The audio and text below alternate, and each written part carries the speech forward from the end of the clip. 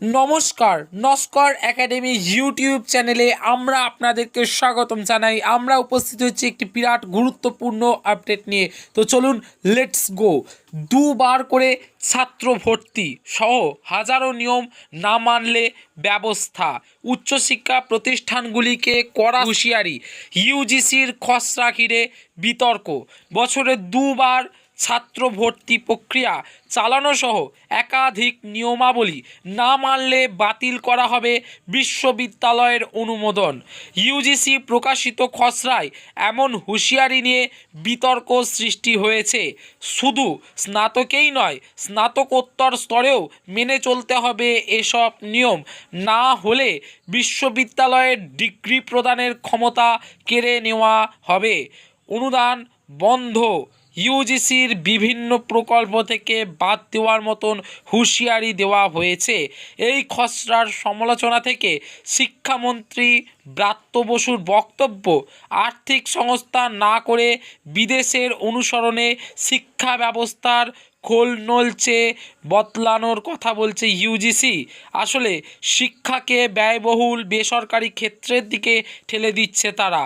উচ্চশিক্ষা প্রতিষ্ঠানে বছরে দুবার পড়ুয়া ভর্তির কথা ইউজিসি আগেও বলেছিল।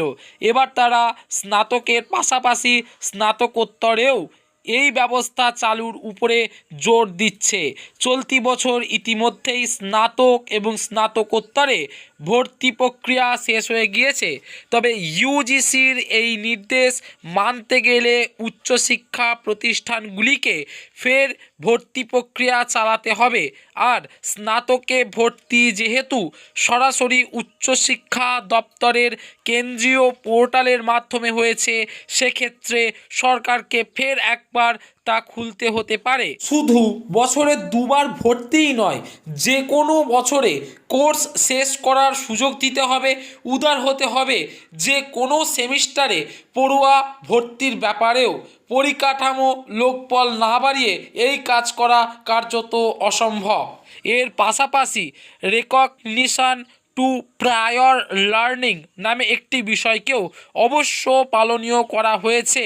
এর ভিত্তিতে কোনো পড়ুয়ার প্রাতিষ্ঠানিক শিক্ষার বাইরে কর্মজগতে বা অন্য কোনো ক্ষেত্রে অর্জিত জ্ঞানকে মান্যতা দিতে হবে, সেটার মূল্যায়নও করতে হবে সংশ্লিষ্ট প্রতিষ্ঠানকে।